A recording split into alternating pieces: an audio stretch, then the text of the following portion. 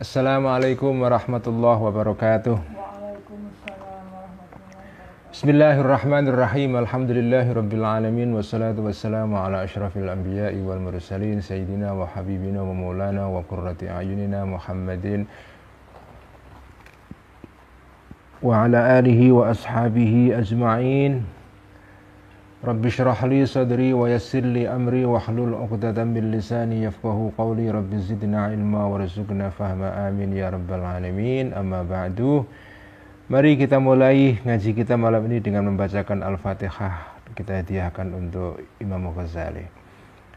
Ila ruhi nabiyina wa syafi'ina Muhammadin sallallahu alaihi wasallam, wa ila arwahil anbiya'i wal mursalin, wa ila arwahil ali wal ashabi ajma'in, wa ila arwahil awliya'i wasyuhada'i wassalihin, wa ila arwahil ulama'il mujtahidin wal muallifin wal musannifin, khususan ila ruhi mu'allifi hadainil kitabain hujjatul Islam Abi Hamid Al-Ghazali qaddasallahu sirrah wa nawwara dharihah wa a'adain alaina min barakati wa nafa'ana bi ulumi wal arwahi amwadil muslimin wal muslimat wal mu'minin wal mu'minat, khususan arwaha abaina wa ummahatina wa ajdadina wa jaddadina wa masyayikhina wa masyayikhina wa asdiqaina lahum jami'an. Al-Fatihah.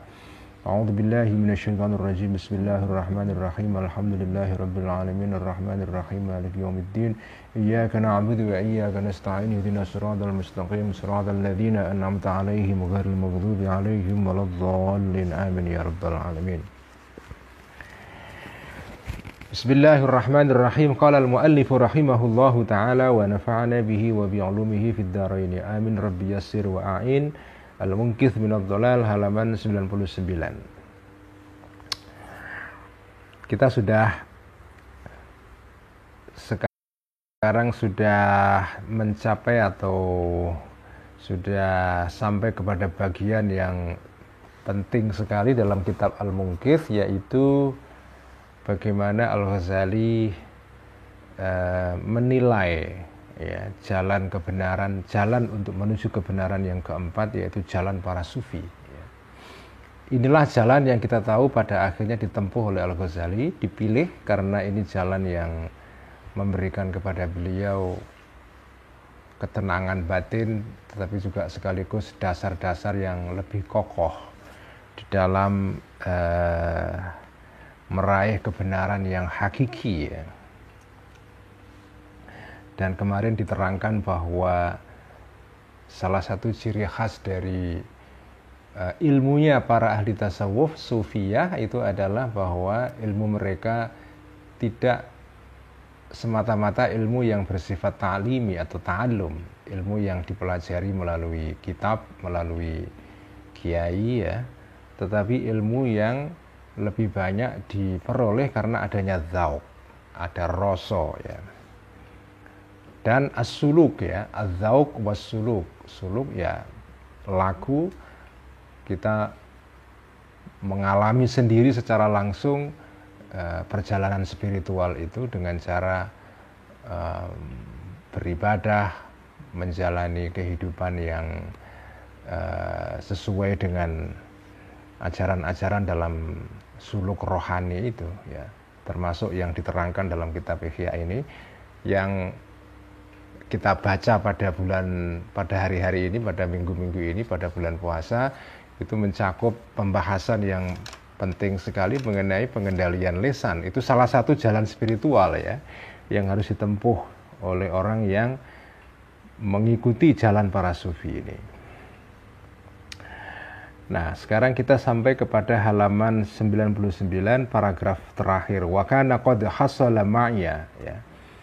Di bawah itu wa kana qad hasala ma'i minal ulumi allati marastuha wal masalik allati salaktuha fit taftishi an sinfayil ulumi syar'iyyati wal aqliyati imanun yaqiniyun billahi ta'ala wa bin nubuwati wa bil yaumil akhiri.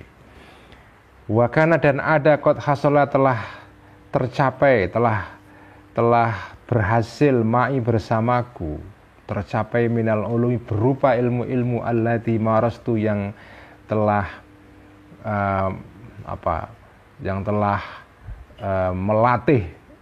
melatih aku terhadap al-ulum ini ya, melakukan latihan dan mempelajari secara serius. Wal masaliki, dan jalan-jalan allati salaktu yang menempuh aku terhadap masalik fit taftishi, di dalam mencari atau meneliti ansin fayil ulumi, dari dua jenis ilmu-ilmu asyariyati yang bersifat syara agama, wal aqliyati dan bersifat akal ya. Apa yang telah tercapai? Pertama, imanun, keimanan, yakiniyun yang kuat billahi terhadap Allah Ta'ala, wabin nubuwati dan terhadap kenabian, wabil yaumil akhiri dan tentang atau terhadap hari akhir. Jadi Al-Ghazali melalui studinya yang mendalam secara akademis ya, secara akademis, membaca, mumarosah itu artinya adalah sampai belajar belajar suatu ilmu dan kemudian melatih diri untuk melatih diri untuk mempelajari ilmu itu ya, dengan cara membuat simulasi dan seterusnya. Pokoknya mempelajari ilmu dengan sungguh-sungguh ya.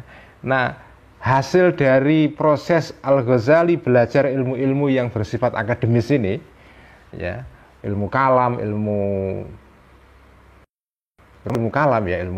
kemudian falsafah, kemudian ilmu-ilmu yang lain ya, termasuk juga ilmu-ilmu agama, ilmu syariah ya. Jadi baik ilmu-ilmu yang bersifat keagamaan maupun akliyah, dari hasil belajarnya ini ada hasil, yaitu hasil berupa iman yang kokoh ya. Iman terhadap tiga hal, Allah ya, kenabian dan hari akhir. Sebetulnya ini kan fondasi iman dalam Islam kan itu ya. Iman kepada Allah ya, iman kepada adanya nabi, dan terakhir adalah iman terhadap hari akhir ya. Iman kepada qada qadar itu kan bagian dari atau cabang dari iman kepada Allah. Iman terhadap kitab-kitab itu juga bagian dari iman kepada Allah ya. Jadi iman itu fondasinya tiga, iman kepada Allah, iman kepada nabinya Allah, dan iman kepada hari akhir. Sebenarnya tiga ini aja iman ini. Nah, iman seperti ini itu kan harus disokong, harus didukung dengan bukti-bukti yang bersifat keagamaan berupa dalil Quran dan hadis, maupun bukti-bukti yang bersifat rasional berupa ilmu kalam atau ilmu falsafah ya. Ini hasil dari perjalanan Al-Ghazali belajar dua ilmu ini.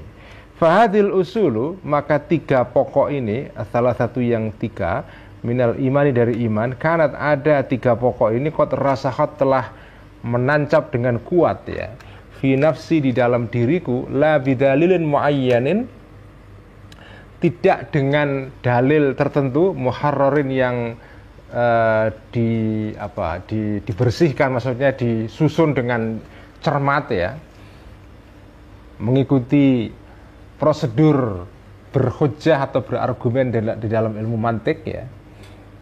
Jadi keyakinan ini datang kepada diri bukan melalui prosedur berdalil di dalam ilmu mantik itu. Ada susunan muqaddimah kubra, muqaddimah sughra, kemudian ada natijah dan seterusnya, bukan itu. Tidak melalui prosedur rasional yang disebutkan di dalam ilmu mantik. Tetapi bal bi asbabin, sebaliknya dengan sebab-sebab, wa qara'ina dan bukti-bukti, wa tajariba dan pengalaman-pengalaman, la tadkhulu yang tidak masuk, yang tidak bisa masuk tahtal hasri di bawah penghitungan atau ya tafasiluha, detail-detailnya tajarib maupun qara'in maupun asbab ya. Dengan kata lain, Al-Ghazali sampai kepada iman yang yakin mengenai Allah, mengenai kenabian dan mengenai hari akhir. Itu bukan karena dalil tertentu, tapi ya melalui akumulasi berbagai dalil, bukti-bukti, pengalaman-pengalaman yang itu tidak terhitung jumlahnya. La tadkhulu tahtal hasri, ya. Tidak bisa dihitung detail-detailnya. Alias apa? Sampean itu sampai kepada satu keyakinan itu kan kadang-kadang bukan karena ada dalil tertentu. Kadang-kadang rasa yakin itu kan terjadi karena akumulasi banyak hal, ya kan? Sampai yakin betul bahwa kejadian ini terjadi. Karena apa? Bukan karena ada bukti A, B, C. Ya A, B, C mungkin iya, tapi karena akumulasi berbagai hal membuat Anda yakin bahwa peristiwa ini terjadi. Itu seringkali dalam hidup kan begitu kita kan. Kita sering yakin akan sesuatu bukan karena ada bukti ABC. Bukti ABC itu mungkin sekunder, tapi yang lebih penting adalah karena ada circumstantial evidence, ada bukti berupa hal-hal yang terjadi di kiri kanan, ya, itu namanya bukti-bukti circumstantial. Itu bukti-bukti karena adanya konteks ini, konteks itu, hal ini, hal itu, yang itu saling mendukung sampai kemudian membuat Anda yakin ini terjadi hal ini. Nggak mungkin hal ini nggak terjadi. Nah, itulah iman yang terjadi pada diri Al-Ghazali. Jadi dengan kata lain, ya belajar ilmu kalam, falsafah segala macam itu membuat Al-Ghazali iman juga, yakin ya tentang Allah, kenabian dan hari akhir. Tapi tidak hanya itu saja. Ada pengalaman, ada bukti-bukti berupa pengalaman sehari-hari dan seterusnya.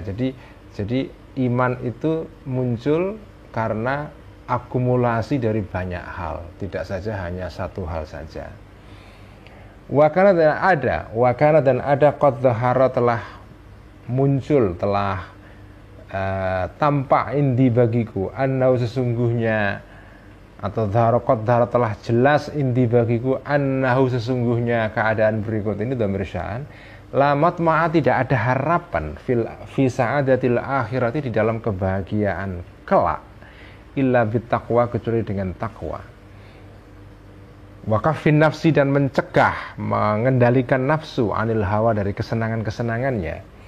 Wa anna ra'sa dzalika dan sesungguhnya pokok dari semua itu yaitu ketakwaan dan pengendalian hawa nafsu kullihi semuanya adalah qat'u alaqati al-qalbi, memutus kaitan hati anid dunia dari dunia.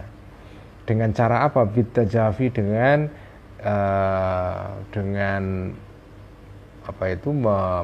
membikin jarak, ya. Membikin jarak, membuat jarak. Benggang kalau bahasa pondoknya itu tahu ya, benggang. Sudah lama saya nggak dengar kata benggang itu. Benggang itu ya renggang. Bitajafi dengan merenggangkan diri, andaril hururi dari tempat yang penuh dengan tipuan ini, yaitu dunia maksudnya. Wal inabati dan kembali ila daril khuludi kepada tempat yang merupakan keabadian, tempat keabadian. Wal iqbali dan menghadap bikun himmati dengan seluruh perhatian, dengan seluruh pikiran, ya, dengan seluruh fokus diri kita Allah terhadap Allah Ta'ala. Wa anna dzalika dan sesungguhnya itu semua la yatimmu tidak sempurna, tidak terjadi secara sempurna illa bil i'radhi kecuali dengan menepiskan atau menepis anil jahi terhadap status sosial, wal mali dan kekayaan, wal harabi dan lari, minasyawahili dari kesibukan-kesibukan, wal alaiki dan relasi-relasi sosial, ya. Jadi gini, kita sudah sampai kepada satu tahap yang sangat penting dalam kehidupan Al-Ghazali. Al-Ghazali sadar betul bahwa ini ketika beliau masih di Baghdad, ya, masih ngajar, masih terlibat di dalam kegiatan-kegiatan sosial.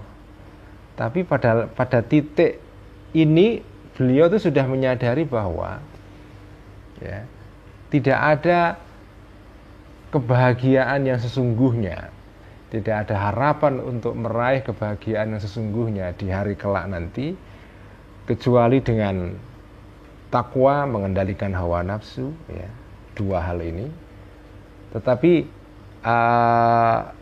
takwa dan pengendalian hawa nafsu itu tidak bisa diperoleh, tidak bisa dicapai kalau sampean tidak melakukan tindakan yang radikal, yaitu apa? Memutus hubungan kita dengan dunia. Nah, inilah titik yang merupakan titik apa ya? Fase krisis spiritual Al-Ghazali di sini. Beliau menghadapi dilema di sini. Di satu pihak, beliau itu ngajar, beliau menduduki jabatan yang prestisius di dalam Madrasah Nizamiyah di Baghdad. Beliau ini profesor yang sangat dihormati. Status sosialnya tinggi, semua orang menghormati beliau. Penguasa juga minta pendapat kepada beliau. Jadi, tetapi beliau juga sadar bahwa kesibukannya itu semua itu justru menghalangi tujuan pokok yang merupakan kebahagiaan yang hakiki, yaitu takwa ya. Jalan ke arah kebahagiaan pokok itu adalah takwa dan mengendalikan hawa nafsu, dan itu semua nggak bisa dicapai kalau sampean tidak melepaskan diri dari relasi-relasi sosial itu. Tetapi mau ditinggalkan kesibukan-kesibukan sosial ini juga repot. Jadi gimana? Sampean kalau punya kesadaran seperti ini, pada saat sampean punya jabatan yang tinggi, selama saya masih terperosok tanda kutip di dalam keramaian sosial ini, di dalam status sosial, kekayaan dan jaringan-jaringan sosial yang membuat sampean punya posisi yang sangat prestisius di satu pihak, di pihak lain ini semua palsu. Kalau ini saya ikuti terus, saya akan makin jauh dari tujuan pokok, yaitu kebahagiaan hakiki. Jadi sampean sadar ini semua sebetulnya palsu ya, jabatan, kekayaan semua itu palsu. Tapi juga susah meninggalkan. Makanya pada titik ini Al-Ghazali seperti menghadapi dilema yang besar sekali, karena kalau ditinggalkan mungkin juga banyak orang yang keberatan, karena semua orang juga butuh kehadiran beliau juga. Tapi kalau diikuti, Al-Ghazali makin jauh dari tujuan paling penting dalam hidup, yaitu kebahagiaan di hari kelak itu. Yang itu tidak bisa dicapai kalau masih berkutat, masih bergelimang di dalam jejaring sosial ini. Gimana ya? Jadi kesadaran ini kesadaran yang dicapai oleh Al-Ghazali kira-kira umur beliau pada saat mencapai kesadaran ini itu kira-kira di umur 39-40-an ya. Kira-kira itu. Ini terjadi pada tahun 1099 atau 98 ya. Jadi kira-kira ya 11 atau 15 tahun sebelum beliau wafat. Jadi beliau kan wafat umurnya 53 tahun. Jadi ini terjadi pada peralihan dari umur 30-an ke 40-an. Krisis spiritual terjadi pada peralihan ini. Kemudian melihat aku ahwali, keadaan-keadaanku. Al-Ghazali kemudian melihat dirinya, faidha ana, ya. Maka tiba-tiba aku munghamisun adalah orang yang terperosok, ya, orang yang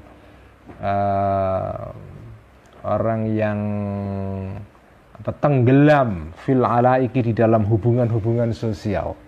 Ini istilah al-alaik, itu istilah yang khas di dalam ilmu tasawuf ya. Ini istilah teknis ini terminologi ya. Al-alaik itu artinya adalah hubungan-hubungan kita dengan orang lain yang selain Allah ya. Jadi hubungan-hubungan kita dengan pihak-pihak lain yang selain Allah. Ada istilah al-alaik ya, ada istilah al-aghyar, dari kata ghairun menjadi aghyar jamaknya, artinya orang-orang yang selain Allah, itu namanya al-aghyar. Al-alaik itu adalah kaitan-kaitan sosial ini. Nah, kalau sampean mau melakukan perjalanan rohani itu harus bisa at-tajafi, bisa mengambil jarak dari al-alaik dan al-aghyar ini.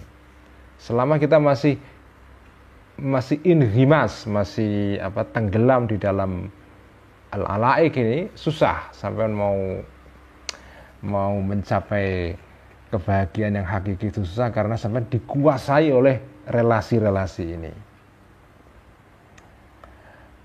Atau kalau di dalam Buddhisme itu dikenal bahwa dalam Zen Buddhism ya, dalam Buddhisme Zen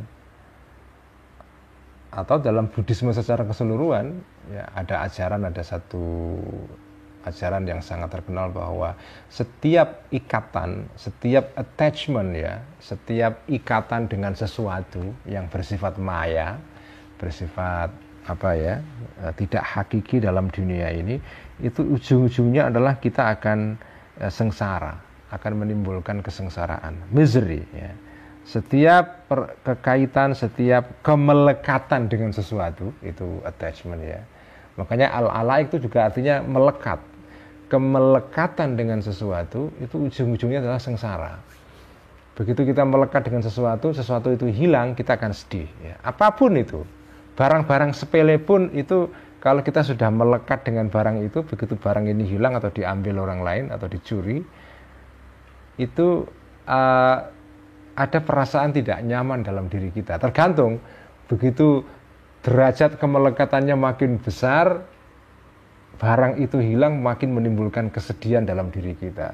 Sumber kedukaan dan kesengsaraan dalam hidup ini adalah ikatan sebetulnya. Karena itu jalan rohani itu adalah latihan bagaimana kita bisa mengendurkan, bisa melakukan relaksasi atau pengenduran terhadap kemelekatan ini.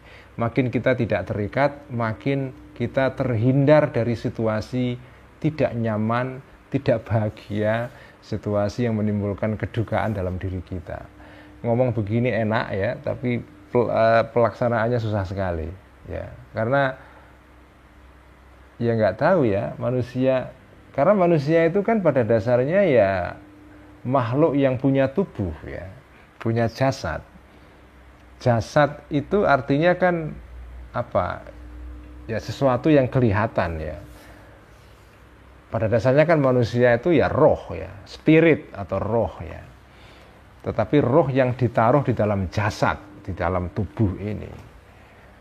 Nah, yang membuat kita itu menyukai hal-hal yang bersifat jasad ya, bersifat jasadi atau bersifat jasmani, itu ya karena kita ini makhluk yang berjasad. Karena itu kita itu menyukai barang-barang.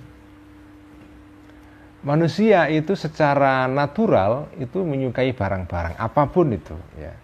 Barang-barang yang mewah maupun tidak mewah itu dia menyukai.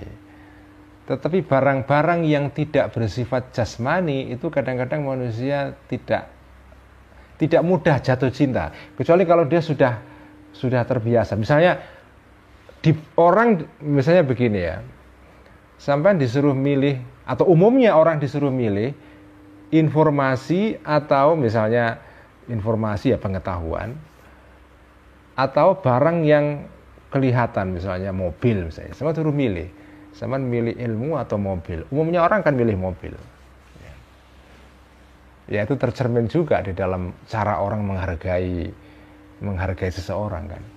Orang yang ceramah berjam-jam dihargai ya murah sekali, tapi seorang penyanyi yang nyanyi hanya beberapa lagu bisa dihargai berlipat-lipat daripada seorang yang mengajarkan ilmu misalnya. Karena apa? Karena nyanyi itu menimbulkan kenyamanan dalam tubuh kita, telinga kita dan seterusnya, mata kita karena melihat penyanyinya yang cantik atau ganteng dan seterusnya. Jadi ikatan manusia dengan sesuatu yang bersifat jasmani itu sangat natural. Karena begitulah manusia. Karena dia punya tubuh ya. Tetapi disitulah tantangannya. Kalau kita hanya bersikap natural saja ya kita akan kehilangan kesempatan untuk bisa meraih kebahagiaan yang sesungguhnya. Karena itu bagi para filosof ya, bagi para ahli filsafat dan orang-orang bijak dalam sejarah Islam itu, al-hukama, orang-orang yang bijak, sumber kebahagiaan yang sesungguhnya dalam kehidupan manusia itu sebetulnya bukan hal-hal yang bersifat jasmani. Ya, hal-hal yang bersifat jasmani itu bisa menimbulkan kenikmatan, makanan, hak milik, uang, tanah, rumah, mobil, segala macam. Itu menimbulkan kenikmatan juga. Itu nggak bisa kita tolak. Tetapi itu tidak abadi. Kebahagiaan yang sesungguhnya bagi manusia adalah, kalau di mata para orang-orang bijak, adalah yang disebut dengan al-ma'qulat. Al-ma'qulat artinya adalah ya ilmu. Sesuatu yang dinalar, sesuatu yang ada dalam nalar kita, sesuatu yang ada sebagai informasi, sebagai ilmu, pengetahuan. Dengan kata lain, pengetahuanlah sumber kebahagiaan yang paling hakiki dalam diri manusia. Dan itu sampai tidak bisa merasakan itu kalau belum merasakan sendiri betapa membahagiakannya pengetahuan itu. Betapa ketika seorang sarjana, peneliti atau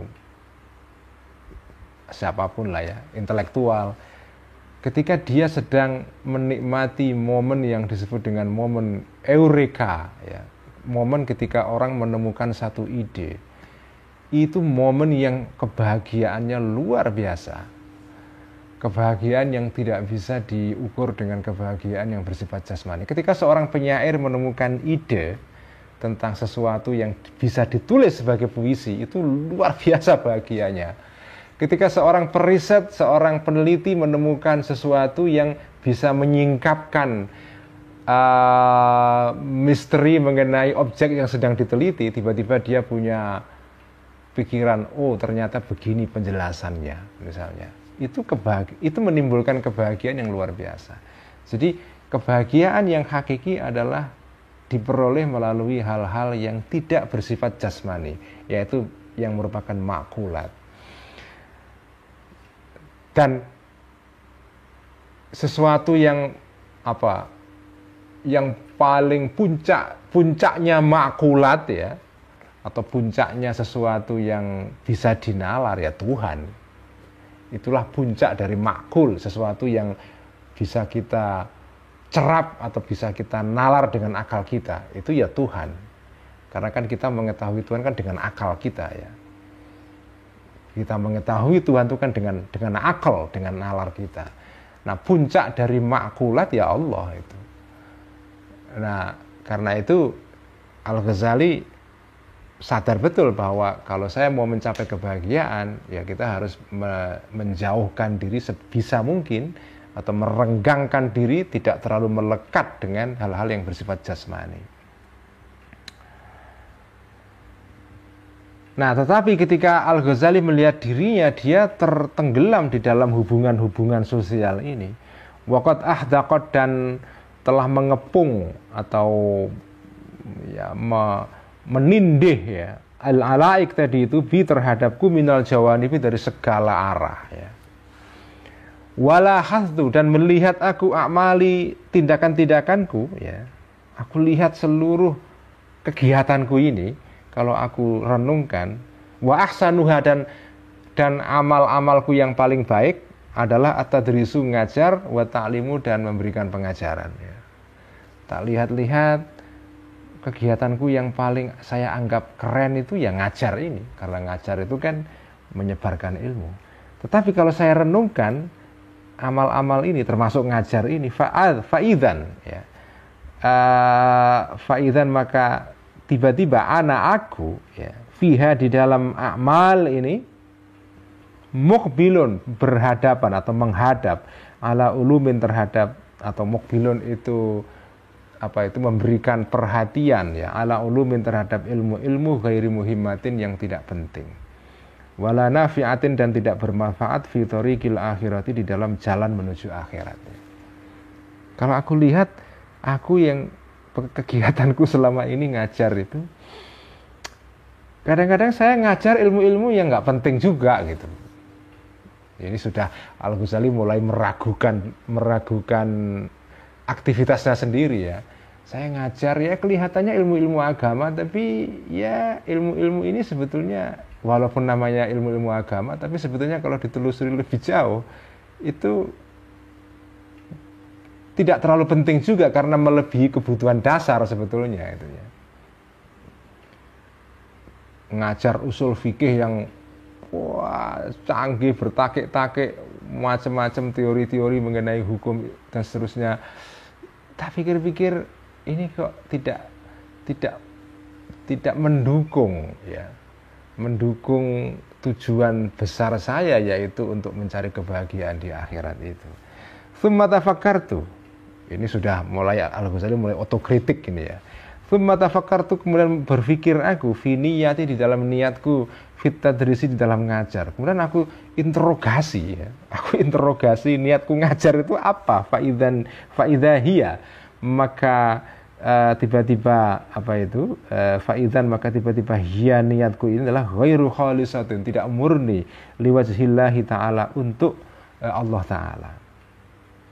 Bal ba'ithuha, melainkan pendorong niat tadi itu, wa muharrikuha, dan penggerak niat sebetulnya kalau saya teliti, saya telusuri, bukan karena Allah, tapi tolabul jahi, mencari status sosial, wantisyarus siti, dan tersebarnya popularitas ya, makin populer.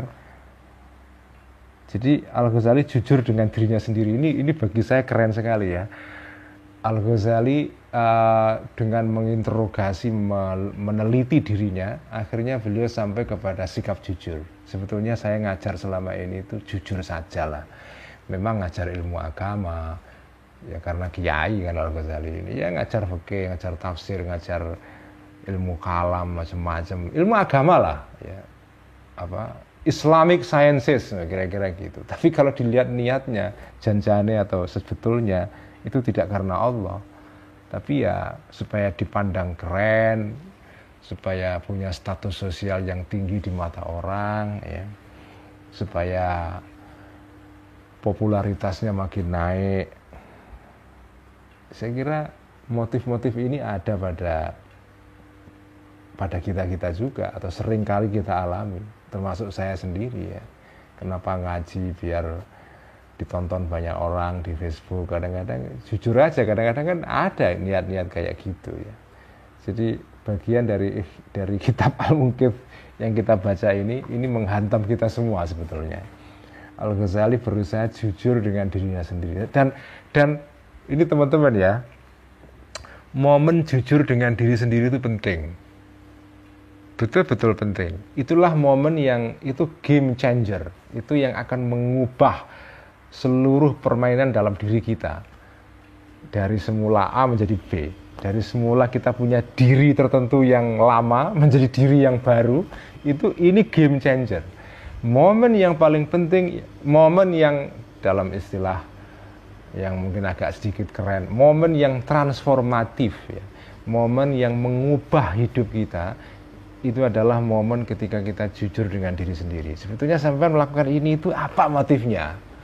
Bener gak sih karena tujuan yang mulia atau karena sesuatu yang bersifat duniawi sebetulnya? Begitu sampean sudah jujur begitu, itu nanti pelan-pelan akan berubah. Dan ini yang dialami oleh Al-Ghazali.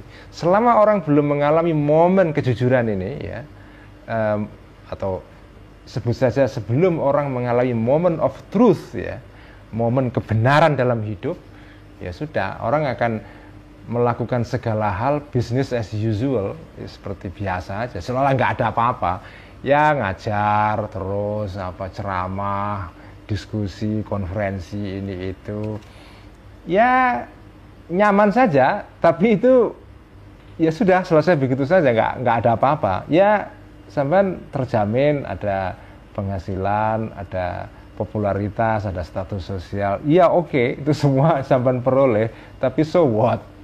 Setelah itu apa? Apakah itu yang sampean kerjakan itu bisa menimbulkan kebahagiaan? Kalaupun iya, kebahagiaan yang sesungguhnya atau kebahagiaan yang bersifat temporer ya. Nah, ya, tapi begini juga ya, ada orang-orang yang menjalani kehidupan dengan ritme seperti itu setiap hari bertahun-tahun, itu tidak merasakan sesuatu yang aneh. Bisa ada juga, banyak. Dari sejak promosi jabatan sampai pensiun, ya sudah mengerjakan hal itu terus tanpa ada perasaan ini sesuatu yang saya kerjakan ini bermakna nggak sih pada diri saya gitu misalnya. Nggak ada pertanyaan itu, ada juga, dan sebagian besar orang begitu. Tapi ada orang-orang yang tiba-tiba merasa ini kok tidak memberikan makna apa-apa kepada diri saya, tidak meaningful, tidak bermakna untuk kebahagiaan saya. Nah, pada saat itulah orang mulai berpikir, inilah yang dialami oleh Al-Ghazali, inilah yang menyebabkan Al-Ghazali kemudian melakukan interogasi diri dan akhirnya mengaku sebetulnya ya saya nggak jujur selama ini terhadap diri saya sendiri. Fatayaqantu, maka yakin aku ani sesungguhnya saya ini itu adalah ala syafa jurufin, di tubir jurang harin yang mau runtuh ya. Saya sudah seperti masuk jurang ini. Untung sadar gitu ya. Untung sadar. Wa ini dan sesungguhnya aku mulai yakin sadar, wa ani dan sesungguhnya aku yakin aku qad asfaitu telah minggri maksudnya hampir ala nari terhadap api neraka. Illam astahil, jika tidak melakukan aku bitalafil akhwali, untuk segera menolong keadaan.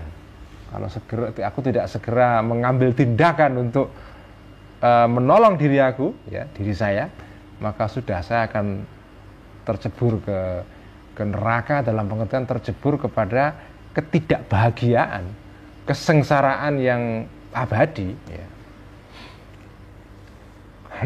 Ini makanya saya katakan Al-Ghazali ini orang yang luar biasa, karena ya begini ini, dalam hidupnya beliau pernah mengalami krisis spiritual, moment of truth ya, jujur pada diri sendiri ya, dan akhirnya mengaku salah dan mengambil jalan radikal untuk mengubah jalan hidupnya.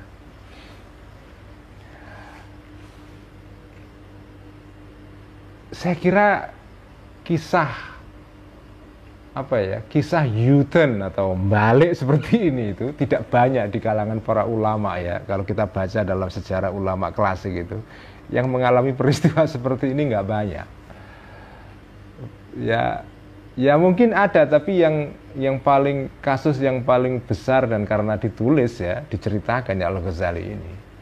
Al-Ghazali mengalami U-turn, mengalami muter balik 180 derajat, muter balik ya, dari corak diri lama yang A sampai mencapai diri baru yang B ya. Jadi betul-betul berubah beliau. Nah, tapi ini masih kesadaran ini ada pada diri Al-Ghazali, tapi dia masih melaksanakan kegiatan-kegiatan normal. Jadi orang nggak ngerti kalau beliau sedang mengalami krisis ya, masih ngajar, masih bimbing tesis, disertasi, masih ngoreksi tugas-tugas mahasiswa, kira-kira begitulah kalau pakai bahasa sekarang ya. Tapi sebetulnya dalam dirinya ada krisis, ada lautan yang sedang bergolak sebetulnya. Dan seringkali kita mungkin ya, ketika kita ketemu dengan orang itu, kelihatannya secara fisik orang itu biasa-biasa saja ya. Tapi siapa tahu dalam dirinya ada samudera yang bergolak. Karena ketika terjadi hal ini pada Al-Ghazali secara lahiriah biasa saja, masih normal melakukan kegiatan, dan tidak tahu orang-orang bahwa dalam dirinya ada samudera, ada laut yang sedang bergejolak luar biasa. Falam azal, maka terus menerus aku atafakkaru, berpikir aku, merenung aku, fihi, mengenai hal ini, semuanya tadi itu ya, muddatan pada waktu tertentu atau sementara waktu ya, terus berpikir sementara waktu, wa ana, dan aku ba'du, setelah ini, ala maqamil ikhtiari, tetap di makom ikhtiar. Maksudnya ya tadi itu, masih ngajar, masih sering memenuhi undangan seminar, masih mendatangi event ini, event itu, masih dijalani makom ikhtiar ya, makom sosial itu. Tapi usammimu, ini jumlah haliyah, dalam keadaan meniatkan atau kepingin aku, atau memperkuat aku, menguatkan aku al-azma, tujuan, alal khuruji untuk keluar min Baghdad dari kota Baghdad. Tapi saya sudah punya niat mau meninggalkan kota Baghdad karena saya sudah merasa ini semua nggak meaningful semua, nggak bermakna semua kegiatan ini. Wa mufaraqati tilkal akhwali dan memecat atau menceraikan, memisahkan atau memutus semua keadaan-keadaan tadi itu yauman pada satu saat ya. Saya sudah berniat satu saat saya akan meninggalkan ini semua. Wa akhullu dan mengurai aku al-azmaniyat yauman pada hari yang lain. Kadang niat saya untuk meninggalkan ini jabatan-jabatan ini kuat sekali, tapi di saat yang lain saya juga ragu lagi, ini betul nggak, harus apakah yakin saya meninggalkan ini semua. Jadi maju mundur. Wa uqaddimu dan memajukan aku fihi di dalam apa itu al-khuruj tadi itu atau al-azam ya, rijlan kaki, wa uakhiru dan memundurkan aku anhu terhadap al-azam tadi ukhra kaki yang lain. Ini istilah idiomatik ya. Uqaddimu rijlan wa uakhiru ukhra, artinya satu kaki maju, satu kaki mundur. Ya, jadi belum yakin, ini maju mundur, maju mundur.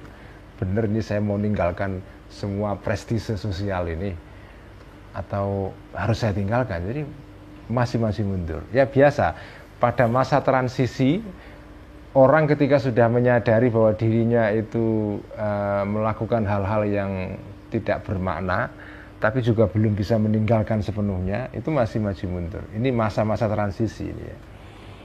La tasduku tidak jujur, tidak benar atau jujur li bagiku rohbatun keinginan atau kecintaan fi talabil akhirati di dalam mencari akhirat, kehidupan di kelak nanti, bukrotan pada pagi harinya ya. Jadi pagi hari saya punya niat untuk mendedikasikan diri untuk kehidupan akhirat yang lebih hakiki ya. Illa wa yahmilu, kecuali menyerang ya, kecuali apa itu menyerang alaiha terhadap rohbah tadi itu, jundus syahwati, tentara syahwat, khumlatan dengan serangan ya, fayufattiru maka mengendorkan serangan tadi itu atau jundus syahwah kepada rohbah asyatan di sore hari. Pagi sudah kuat niatnya, sore hari bubar niat itu karena diserang oleh pasukan-pasukan syahwat dalam diri kita. Jadi situasi maju mundur ini ya kadang-kadang kita alami juga ya. Kita alami juga itu. Dan yang menarik,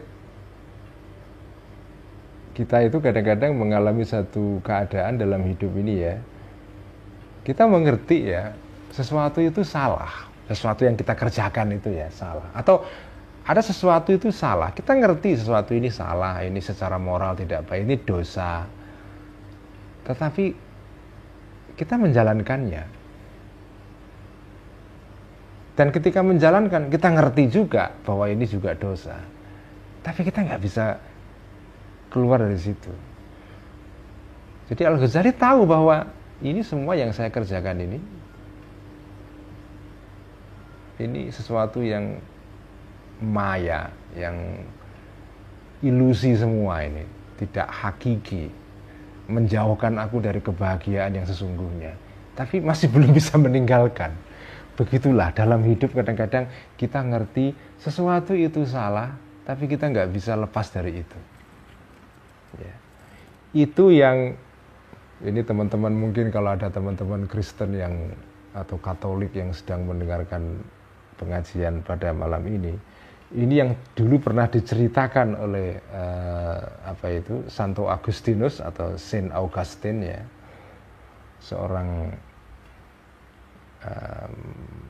tokoh penting di dalam sejarah kekristenan di abad ke-4 Masehi atau 5 Masehi ya, sebelum Islam itu ya. Santo Agustinus itu menulis semacam buku pengakuan yang agak mirip dengan Al-Munqidh Minadh Dhalal. Judulnya adalah Confession ya. Itulah sebabnya kenapa kitab Al-Munqidh Minadh Dhalal itu itu menarik perhatian orang-orang barat sejak lama. Sebelum orang-orang barat itu tertarik pada Ihya Ulumuddin, itu tertarik pertama kali itu adalah dengan kitab Al-Munqidh Minadh Dhalal ini. Mereka itu ketika melihat, membaca sosok Al-Ghazali, itu mereka seperti tepuk tangan dan gembira sekali karena menemukan dalam Islam sosok yang hampir mirip dengan Santo Agustinus. Atau belakangan juga mirip dengan salah satu filosof penting dari Perancis yang menjadi bapak filsafat modern, yaitu René Descartes ya, yang menulis renungan-renungan juga yang mungkin mirip dengan Al-Munqidh Minadh Dhalal ya, The Meditation. Itu bukunya René Descartes. Dan itu yang membuat orang-orang barat itu terpikat dengan Al-Ghazali. Ini kok ada orang dalam sejarah intelektual Islam kok mirip dengan Santo Agustinus ya. Santo Agustinus itu seorang teolog penting dalam sejarah Kristen yang berasal dari daerah Tunisia ya, dari Kartago ya, dan menjadi bishop di sana. Santo Agustinus itu dalam hidupnya juga sama mengalami peristiwa-peristiwa gejolak yang luar biasa dan akhirnya kemudian berbalik, mengalami U-turn ya, balik 180 derajat seperti Al-Ghazali ini, dan beliau menceritakan gejolak dan krisis spiritualnya dalam buku itu, Confession itu. Nah, dalam buku Confession itu Santo Agustinus bicara tentang ini, persis tentang hal ini. Jadi kadang-kadang dalam hidup itu kita tahu ada hal-hal yang kita tahu itu dosa, tapi kita tidak bisa keluar dari itu. Dan akhirnya beliau mengatakan bahwa kita bisa keluar dari dosa ini kalau ada pertolongan dari Allah itu. Jadi pengetahuan saja itu nggak cukup membuat orang berbuat. Jenengan ngerti ini dosa, wong sampean ngaji ning pondok kok. Ngerti korupsi itu dosa, pernah sekolah di IAIN, pernah sekolah di, ngerti ini korupsi, ini bahaya, ini dosa. Tapi kok ya tetap dilakukan. Coba. Nah, momen seperti ini dalam hidup itu sering kali ya. Nah, kadang-kadang orang itu tidak bisa meninggalkan dosa kalau tidak ada intervensi dari atas. Tidak ada, kalau dalam bahasa Al-Ghazali ya, itu tafaddul, yaitu Allah intervensi ngangkat kamu dari kubangan maksiat ini sehingga kamu bisa extricate, kamu bisa melepaskan diri kamu dari kubangan itu. Kalau tidak, pengetahuan kamu tidak bisa menyelamatkan. Makanya orang yang punya pengetahuan yang banyak tidak menjamin dia berbuat baik. Karena pengetahuan saja tidak cukup. Harus ada gerak hati untuk melakukan sesuatu sesuai dengan pengetahuan kita itu. Nah, gerak hati itu dari mana? Dari Allah kalau orang beriman ya. Gerak hati itu dari Allah. Karena sadar, ya ini contohnya Al-Ghazali ini, saya tahu ini semua yang saya kerjakan di Baghdad ini, ngajar segala macam. Iya kelihatannya keren, tapi ini nggak meaningful blas. Nggak membawa suatu kebahagiaan pada diri saya. Tapi mau saya tinggalkan juga belum yakin. Saya belum bisa. Jadi maju, mundur, maju, mundur, maju. Nah, maju itu, untuk maju itu kalau nggak ada tafadzul dari Allah nggak bisa ya. Makanya pentingnya kita berdoa supaya diberikan taufik dan hidayah oleh Allah karena itu. Persis karena itu, karena pengetahuan saja tidak menjamin orang berbuat tepat kalau tidak ada intervensi dari Allah. Persis dengan pengalaman yang diceritakan oleh Santo Agustinus di dalam confession dia, dalam pengakuan-pengakuan dia. Fasarat maka menjadi syahwat dunia, syahwat-syahwat keduniaan berupa yaitu posisi-posisi sosial, tujadzibu, menarik-narik ya. Syahwat ini kepadaku bisalah siniha dengan rantainya, dengan rantainya syahwat ini ilal muqami, untuk tetap tinggal di Baghdad ya. Syahwat dunia seperti mengerangkeng saya untuk tetap tinggal. Sementara wa munadil imani, dan seorang pemanggil berupa iman, iman yang memanggil-manggil, yunadi memanggil iman ini, ar-rahila ar-rahila, pergilah, pergilah, tinggalkan ini semua ya. Iman dalam diri saya memanggil-manggil untuk meninggalkan semua pekerjaan-pekerjaan saya ini. Tetapi status quo, ya, keadaan sekarang ini itu mengerangkeng saya, menjerat saya. Itu, ya Allah, ini yang kita dialami oleh Al-Ghazali ini sebetulnya situasi paradigmatik, ya, situasi yang menjadi model untuk semua keadaan yang dialami semua manusia. Manusia itu ketika dia sadar terhadap situasi, ya, dia ngerti ini salah, itu dia terjerat oleh keadaan sekarang ini, ya, tetapi hatinya mengatakan tinggalkan itu, tapi nggak bisa karena dijerat oleh status quo. Dan ini tidak terjadi hanya pada level individu saja, pada level bangsa bisa juga. Bangsa itu ngerti ini salah, tapi dijalani terus. Ngerti, sadar ini bisa akan membuat mereka menjadi sengsara dalam jangka panjang. Kita ngerti bahwa mengeksploitasi alam, mengeksploitasi bahan bakar fosil, ya, minyak dan seterusnya, itu nggak bisa selama-lamanya. Suatu saat akan habis dan kita akan kelimpungan kalau nggak siap-siap. Kita ngerti itu, sadar bahwa energi fosil itu terbatas, bahwa eksploitasi alam itu berbahaya. Tapi kita tetap saja melakukan itu. Kita tidak pernah sungguh-sungguh mau mengeksplorasi bahan-bahan bakar yang bersifat alternatif misalnya. Ya, ada beberapa negara yang sudah mulai melakukan itu. Tapi negara kita masih menikmati status quo ini, ya, dan belum melakukan usaha yang serius untuk menempuh jalan alternatif itu. Nah, supaya tergerak mau nempuh itu, kalau nggak ada taufik dan tafadul dari Allah, nggak bisa itu, ya. Falam yabqa, maka tidak tersisa minal umur, dari umurku, illa qalilun, kecuali sedikit. Sudah umur 40 saya ini tinggal sedikit, ya. Wa baina yadaika, dan di depan kamu as-safaru, ada perjalanan atau wilu yang panjang, ya, perjalanan menuju akhirat yang panjang sekali.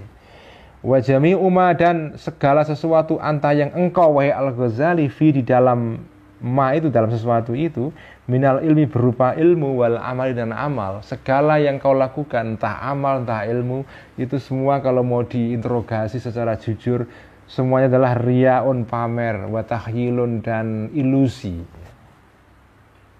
Intinya itu. Karena itu fa illam tasta'idda, dan jika tidak bersiap-siap engkau al-ana, sekarang, lil akhirati, menuju kepada akhirat, famata tasta'iddu, maka kapan kau siap.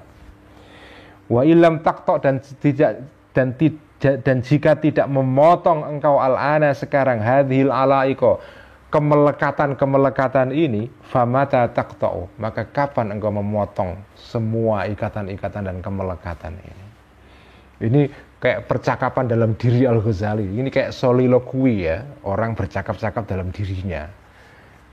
Kayak mudoroso, ya, ini bercakap-cakap dengan diri sendiri. Ya, seringkali kan kita begitu, ngomong dengan diri sendiri, seolah-olah diri kita terpecah dua. Ada diri yang kepingin keluar dari situasi ini, ada diri lain yang kepingin tetap di sini, ya.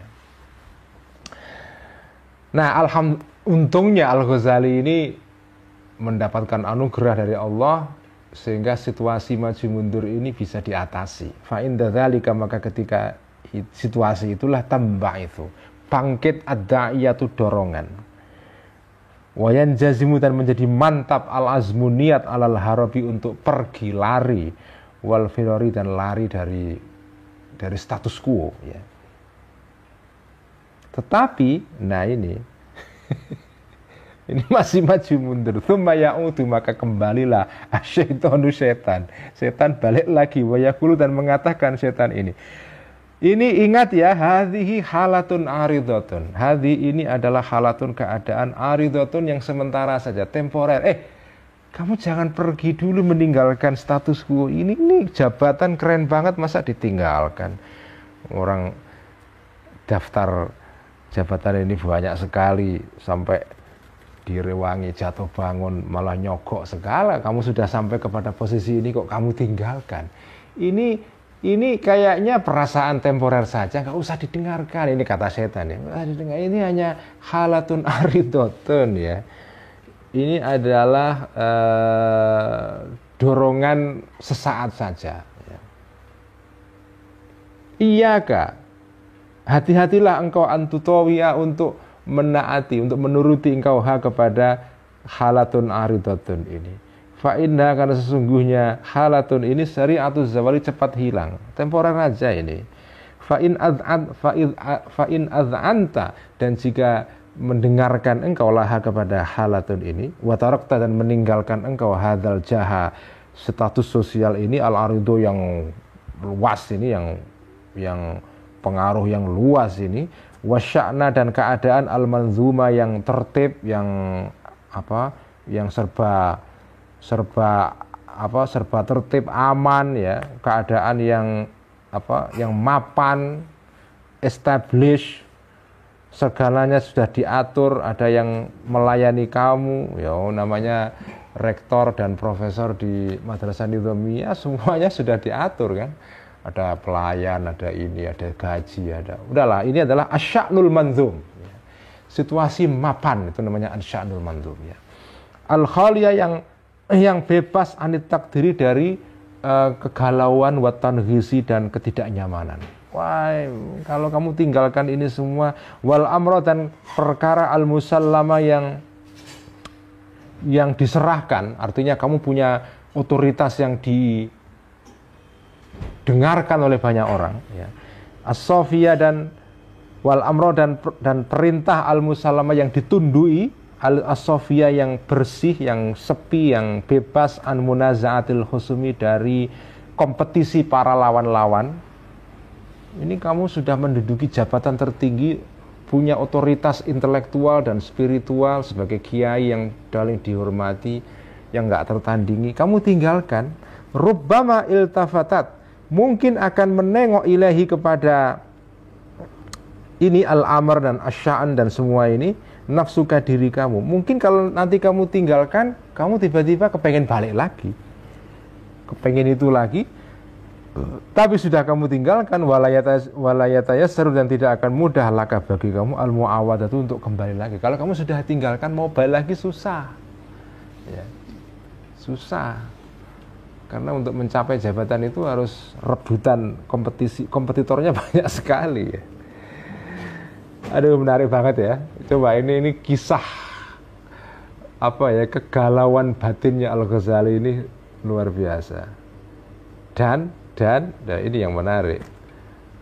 Ini dikisahkan terus terang loh. Al-Ghazali jujur, ditulis ini, artinya dia menceritakan, aku itu dulunya ngajar sebetulnya kan hanya mencari popularitas, pengaruh sosial, enggak murni karena Allah, enggak ikhlas-ikhlas amat sebetulnya. Mana ada seorang kiai yang berani ngomong begini, ditulis dan dibaca jutaan orang ya. Makanya keberanian beliau untuk menuliskan moment of truth ini di dalam sebuah buku, bagi saya itu luar biasa. Karena biasanya kecenderungan orang kan kalau sudah menulis mengenai dirinya itu kan diindah-indahkan. Orang nulis autobiografi atau biografi itu kan ya ada kecenderungan bagian-bagian yang jelek disensor, diedit. Pokoknya supaya yang tampil adalah diri saya yang kinclong, yang keren, yang yang seperti mobil diamplas, halus sekali, yang benjol-benjol dihilangkan, kan begitu ya kan. Tapi Al-Ghazali tidak, ya apa adanya dirinya diceritakan, nggak usah dipoles-poles, nggak usah diamplas. Makanya saya anggap dahsyat orang ini ya, dahsyat.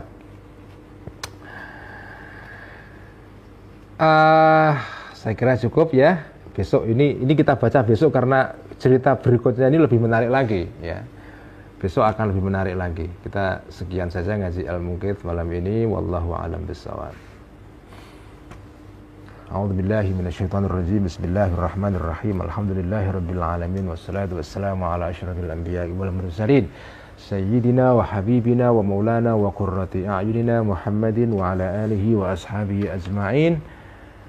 Amma ba'du, faqala al-muallif rahimahullahu ta'ala wa nafa'ana bihi wa bi'ulumihi fid dharain amin rabbi yassir wa a'in. Kitab Ihya halaman 1002 ya. Al-afatus tsaniyatu. Kita masuk ke afat atau bahaya mulut yang kedua. Pertama kan bahaya mulut adalah kalau kita ngomong sesuatu yang tidak penting ya. Sekarang kita masuk ke bahaya yang kedua. Al-afatus tsaniyatu ay hadhihi al-afatus tsaniyah. Resiko mulut atau lidah yang kedua adalah fudulul kalami. Kalam yang berlebihan. Maksudnya bukan berlebihan ya, kalam yang loho dalam bahasa pondoknya. Loho itu dari kata laghwun, artinya tidak penting. Omongan yang kalau yang pertama tadi al-kalamul ladzi la ya'nika itu omongan yang tidak tidak begitu penting buat diri kamu.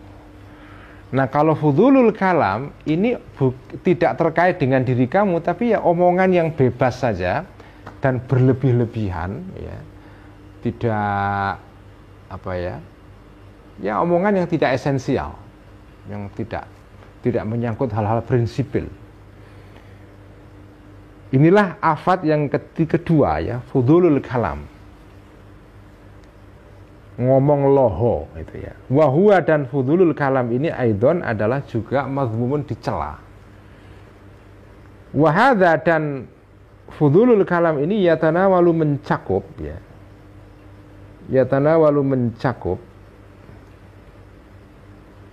Betul ya sampai di sini ya. Iya betul ya.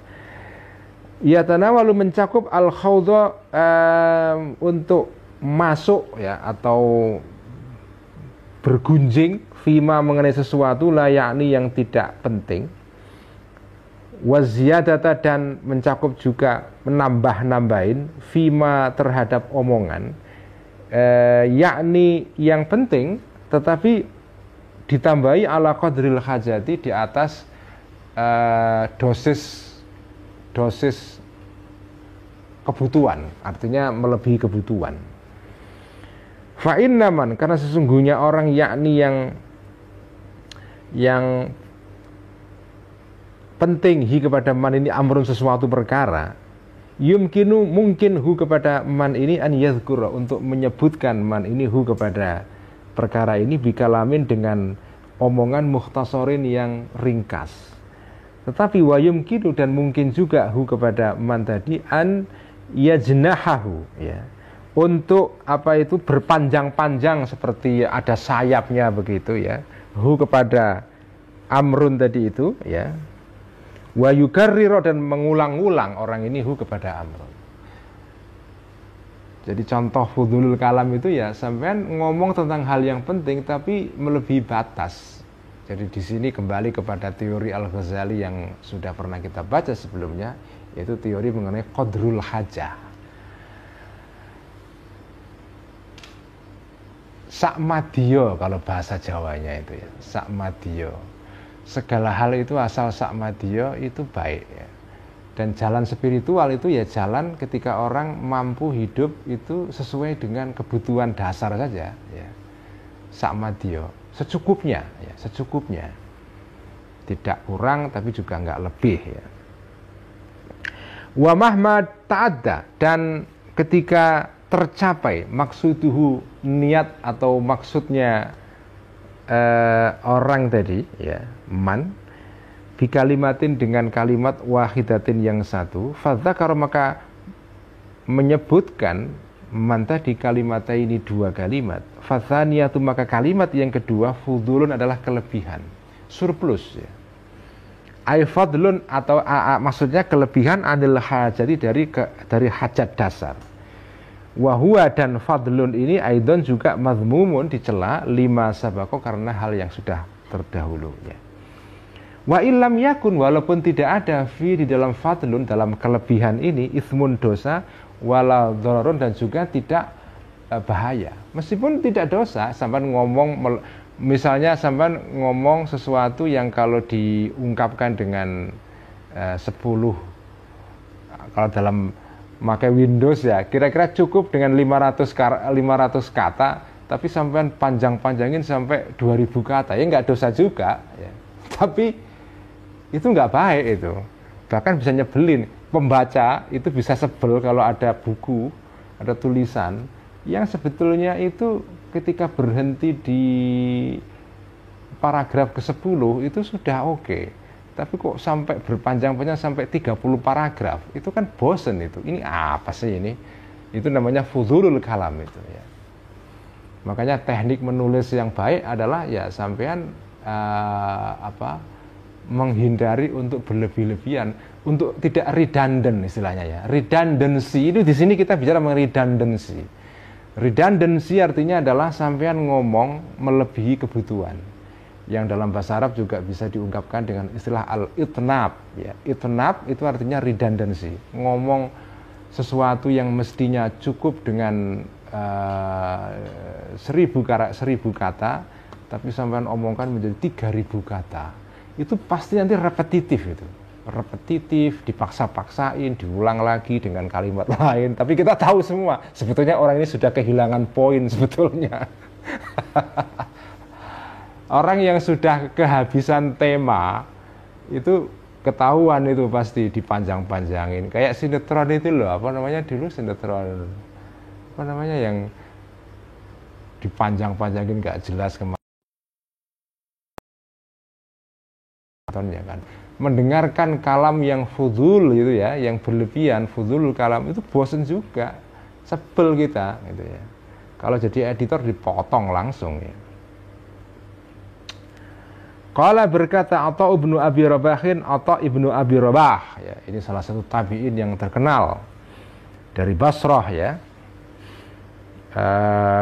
Yang namanya sering kita baca di dalam buku-buku hadis karena salah satu rawi ini ya, tabi'in yang menjadi rawi hadis. Dia belajarnya kepada Siti Aisyah dari Ibnu Abbas ya, dari sahabat-sahabat yang utama.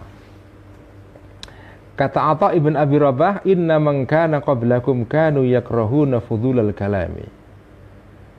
Innaman sesungguhnya orang-orang, umat ya, bangsa-bangsa, karena yang ada orang ini qablakum sebelum kalian, maksudnya bangsa-bangsa sebelum kedatangan Islam. Kalau disebut mangkana qablakum itu biasanya rujukannya kepada Bani Israel, meskipun tidak harus ya. Kanu ada orang-orang yang sebelum kalian ini yakrahuna, benci fudulal kalami, kalam yang berlebihan.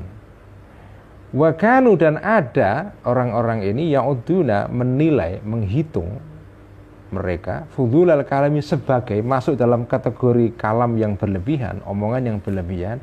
Ma adalah setiap omongan ada yang selain kitab Allah Ta'ala, selain kitabnya Allah Ta'ala, au sunnata Rasulillahi, atau sunnahnya Rasulullah Sallallahu Alaihi Wasallam. Pokoknya setiap omongan yang tidak berasal dari Quran, dari hadis, atau au amron, atau memerintahkan, bima'rufin, dengan kebaikan, au nahyan, atau mencegah, an mungkarin, dari kemungkaran, kritik sosial, kira-kira gitu, au tantiko, atau ngomong engkau bihajatika,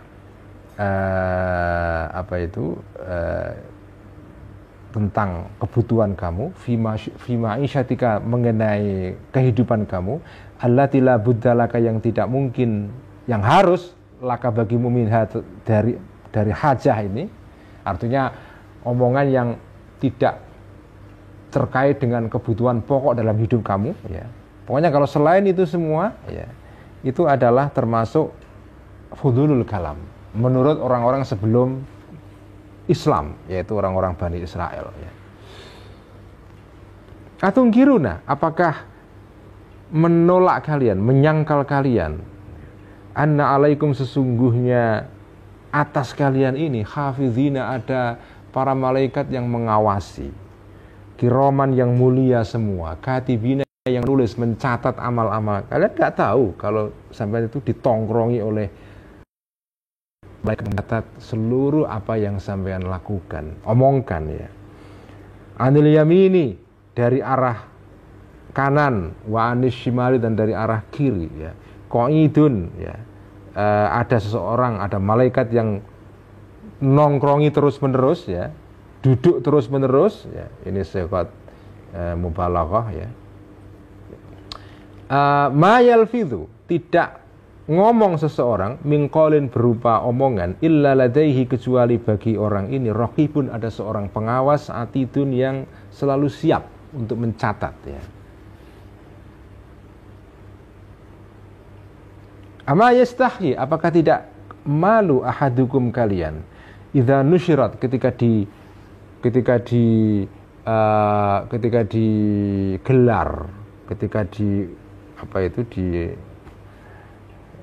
dibuka sahifatuhu, buku catatan amalnya orang ini ya, allati amla, yang mendiktekan kepada sahifah orang ini, sodrona harihi, pada awal harinya orang ini, waktu pagi maksudnya ya.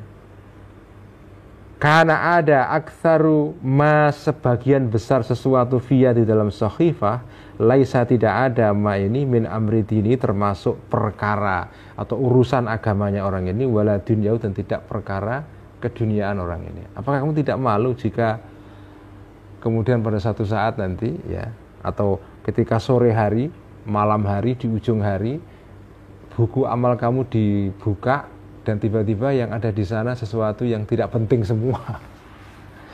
Jadi ini kesadaran ya, apa yang bisa kita pelajari dari sini? Seorang yang beriman itu punya kesadaran bahwa segala hal yang dia lakukan itu tidak hilang begitu saja. Artinya setiap hal yang kita lakukan itu ada tanggung jawabnya. Jadi kita bicara di sini mengenai mengenai pentingnya rasa tanggung jawab. Apapun yang kita kerjakan itu ada pertanggungjawaban secara rohani, secara spiritual. Mungkin tidak ada seorang polisi yang akan menagih atau menilang kamu kalau kamu berbuat salah dan nggak ada orang tahu ya. Kamu berbuat dosa atau apa yang tidak dilihat orang lain. Mungkin tidak ada orang polisi atau jaksa yang mengadili kamu sekarang ya, tetapi tetap ada pengadilan pada hari kelak nanti. Nah, makanya menurut saya disinilah perbedaan antara orang yang beriman dan tidak beriman ya. Antara seorang seorang teis dengan orang yang ateis ya. Seorang yang materialis murni dan orang yang bersifat spiritualis. Seorang yang teis, yang beriman, seorang yang bersikap spiritual, yang melihat bahwa dunia material ini tidak segala-galanya. Di balik ini semua ada kehidupan lain yang penting gitu. Dampak dari kesadaran semacam ini atau pemahaman seperti ini adalah bahwa kita punya kesadaran bahwa tindakan kita itu walaupun tidak diadili di sini akan diadili kelak. Dan ini yang membuat seseorang itu merasa ada kontrol terhadap dirinya. Dan kontrol itu tidak datang dari negara.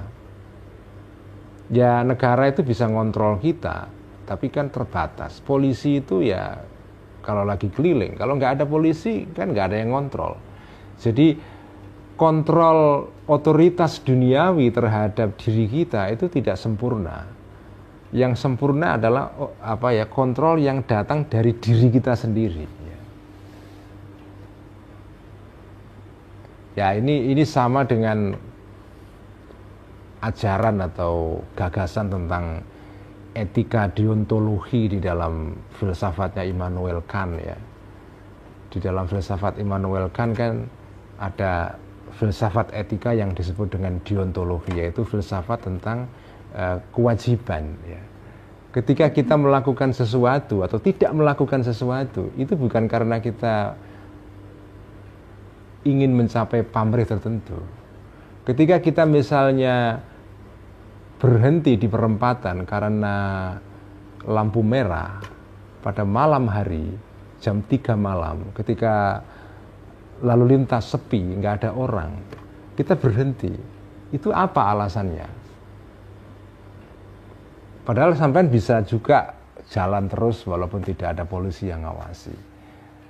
Nah, kalau sampean berhenti pada lampu merah tengah malam jam 3 tidak ada polisi, sampean memutuskan berhenti karena sampean sadar karena ini tindakan yang merupakan kewajiban saya sebagai warga negara, saya menaati hukum, saya berhenti walaupun nggak ada polisi. Itu namanya kesadaran untuk bertindak karena kewajiban. Itulah namanya akhlak atau etika deontologi. Tapi kalau sampean misalnya ada lampu merah tengah hari pada saat ada polisi jaga, berhenti karena ada polisi, itu namanya sampean melakukan kebaikan bukan karena suatu kewajiban yang datang dari dalam diri kita, karena ada polisi. Nah, tindakan moral yang paling baik ya itu adalah kalau muncul dari kesadaran diri sendiri, bukan karena dipaksakan oleh polisi, oleh ulama, oleh ustadz atau orang tua yang mengawasi diri kita, enggak, tapi dari dalam diri kita. Nah, kesadaran bahwa ada malaikat yang mencatat amal kita itu salah satu sumber tindakan yang bermoral dalam agama yang muncul dari diri kita.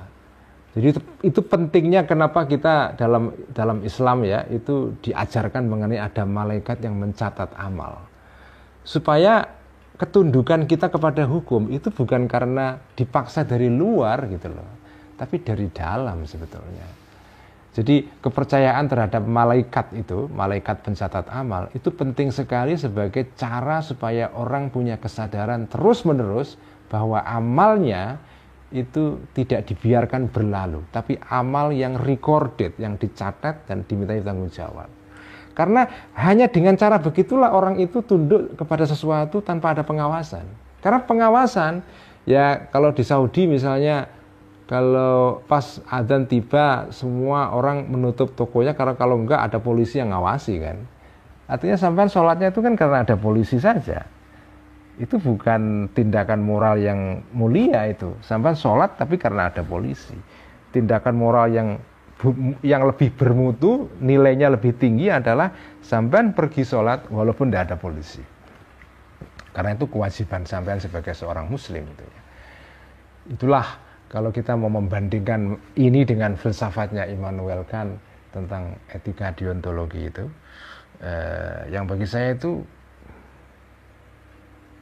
keren sekali ya. Itulah pentingnya orang beragama itu. Jadi ketaatan kita itu muncul dari diri kita sendiri, bukan dari luar. Dan sebetulnya ujung dari tasawuf kan itu.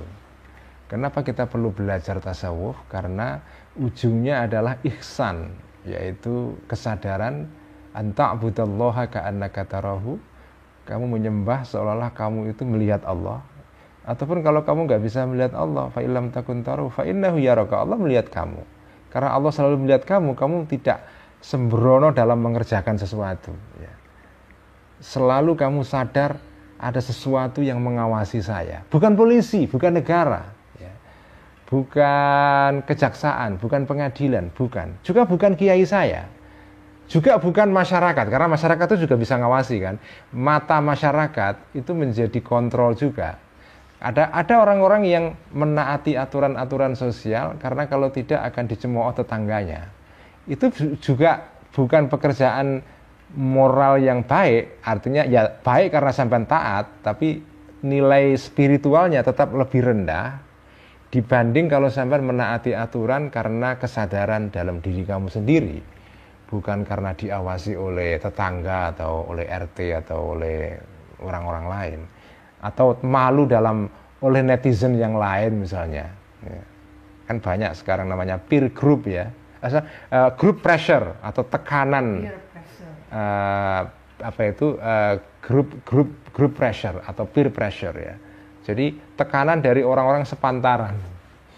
Wah, aku kalau nggak seperti yang lain nanti nggak kelihatan keren. Itu namanya bukan tindakan moral yang lahir dari kesadaran dari dalam. Di dalam ajaran tasawuf, amal yang paling tinggi nilainya adalah amal yang sudah sampai kepada derajat ihsan. Ihsan itu ya kalau dalam filsafat moral atau etika, filsafat etika itu ya seperti gagasan Immanuel Kant tentang etika deontologi itu. Tapi kalau di dalam bahasa Islam ya, kita nggak usah pakai bahasa orang Jerman ini, bahasa orang Islam adalah ihsan ya. Ihsan artinya adalah kita melakukan sesuatu karena kesadaran mendalam dalam diri kita, kita diawasi oleh Allah karena kita melihat Allah dalam setiap tindakan kita itu ya. Inilah ucapan yang dikisahkan dari Atha ibn Abi Rabah ya. Wa an ba'dis sahabati, dan dikisahkan dari sebagian sahabat, tidak dikenal siapa ya, anonim. Qala, berkata ba'dus sahabat, innar rajula, sesungguhnya seorang laki-laki, ya perempuan juga, kalau disebut laki-laki itu tidak laki-laki saja. La yukallimuni, sungguh berbicara seorang laki-laki ini kepadaku bil kalami, dengan satu pembicaraan. Ada orang yang berbicara kepadaku, la jawabuhu, sungguh menjawab omongan ini, asha itu lebih aku sukai, ilayya terhadap diriku, minal ma'i daripada air, al-baridi yang dingin, ila dham'ani terhadap, minal ma'i daripada air, al-baridi yang adem, yang dingin, ila dham'ani kepada orang yang haus. Aku kadang-kadang menghadapi situasi ini, yaitu aku diajak bicara oleh orang, atau ada orang berbicara kepadaku, dan aku tergoda untuk menjawab, merespon omongan dia. Dan keinginanku untuk merespon dia itu jauh lebih besar daripada keinginan orang yang haus di tengah padang pasir terhadap air yang dingin yang kalau diminum enak sekali. Tetapi terpaksa fa'atruku, maka meninggalkan aku jawabahu, untuk menjawab kalam tadi itu. Khifata an yakuna, khawatir ada kalamku tadi itu, fadlan adalah kalam yang berlebihan. Tapi aku mengendalikan diri, tidak saya respon, khawatir responku nanti itu menjadi kalam atau omongan yang berlebihan itu. Nah, di sini kita melihat ya, kesadaran spiritual atau rohani itu ditandai antara lain ketika kita ingin berbuat sesuatu, kemudian kita sadar, oh ini jangan-jangan tidak tepat, atau kita berhenti. Jadi manusia rohani salah satu sifat-sifatnya yaitu manusia yang bisa mengendalikan diri ketika ingin melakukan sesuatu, dipikir kok kayaknya nggak tepat, dan berani memutuskan saya tidak melakukan itu.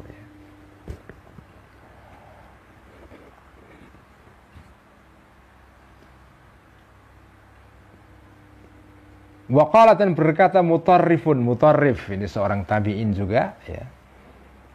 Mutarrif ibn Abdullah ya, Al-Basri.